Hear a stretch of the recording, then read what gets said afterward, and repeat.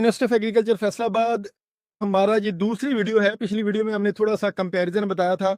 यहाँ पे हमने मेज़ ट्रायल लगाया हुआ जी, जो यूनिवर्सिटी ऑफ एग्रीकल्चर फैसलाबाद में सॉइल साइंस डिपार्टमेंट का रिसर्च फार्म है, वहाँ पे हमारा ट्रायल है मेज़ का। और इस ट्रायल में हमने इवेल्यूशंस करनी थी यूनी सॉइल कंडीशनर और लो पीएच यूनी सॉइल कंडीशनर और यूनी बायोएक्टिव सल्फर की के ग्रोथ पे, प्लांट की विगर पे और सॉइल की हेल्थ पे और सॉइल न्यूट्रिएंट स्टेटस पे क्या फ़र्क आता है जी।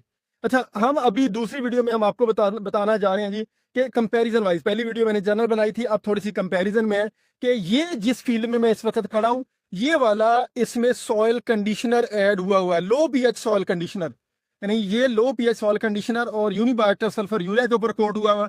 इसका अगर मैं आपको दिखाऊं तो प्लांट विगर देखने के काबिल, हम इसका कंपैरिजन करेंगे जी। अब ये प्लांट देखें जी कि पहले पत्ते से लेकर रूट्स देखें, रूट्स और लीव्स देखें तो लीव्स का साइज आपके सामने है जी कि ये लीव्स का साइज माशाल्लाह देखें। और प्लांट की विगर के साथ साथ अगर मैं आपको दिखाऊं तो ये कॉब बड़ी शानदार है।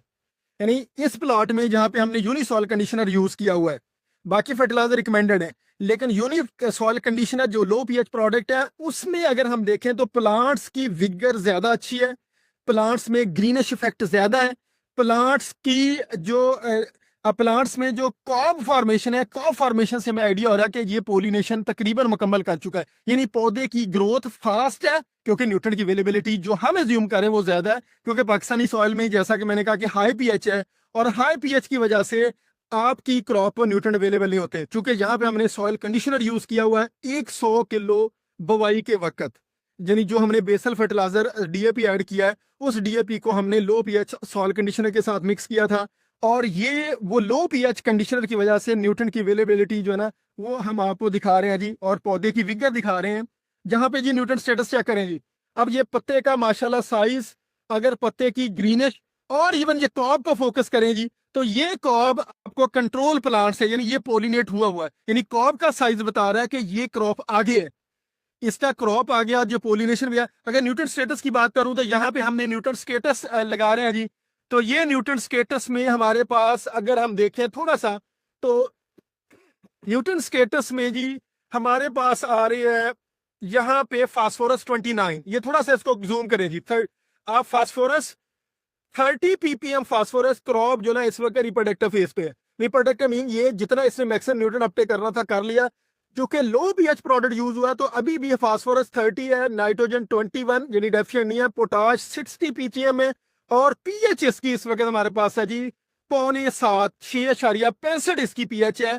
और ये आपको दिखाता जाए कि जी जैसे हमने जो यूनी सॉइल कंडीशनर यूज किया है, यूनी सॉइल कंडीशनर से इस वक्त हमारे इस प्लॉट में पोटाश 60 ppm से भी ज्यादा है अवेलेबल पोटाश, और फास्फोरस 30 ppm है, नाइट्रोजन भी डेफिशिएंट नहीं है और पीएच जो है वो लेस देन 7 है इस वक्त इस प्लॉट की।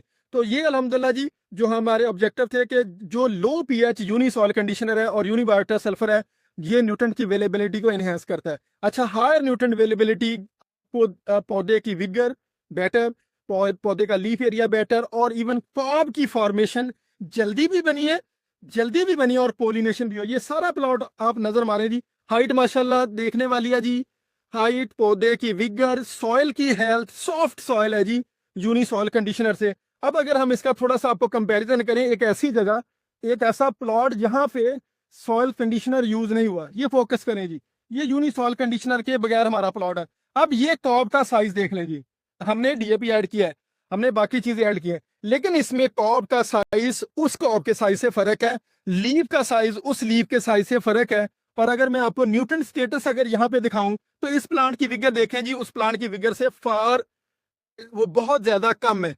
और न्यूट्रिएंट स्टेटस की बात करें तो कंट्रोल प्लॉट में 8 पीएच है जी हमारी, और जो फास्फोरस है 12 से 13 ppm है, जो हमारे ट्रीटेड लो पीएच में 30 ppm था। तो ये 16 ppm, 15 14 16 ppm आपका फास्फोरस आ रहा है जी। ये कंट्रोल की बात कर रहा हूँ जहाँ पे लो पीएच प्रोडक्ट नहीं यूज है, फर्टिलाइजर हमने यूज किया हुआ। आपका जो पोटाश है वो 33 ppm, नाइट्रोजन डेफिशिएंट है। और ये डिफरेंस है जी कि लो पीएच प्रोडक्ट से न्यूट्रिएंट की अवेलेबिलिटी जो है ना वो इन्फ्लुएंस हो रही है कि यहाँ पे लो पीएच प्रोडक्ट यूज हुआ, वहां पे ऑलमोस्ट पोटाश डबल है, फास्फोरस की अवेलेबल फास्फोरस डबल है, नाइट्रोजन की इवन डेफिशिएंसी नहीं, और पीएच जो है ना 1.5 से 1.5 यूनिट का पीएच का फर्क है उन प्लॉट्स में जहाँ पे लो पीएच ऑर्गेनिक मैटर यूज हुआ है जी। Thank you.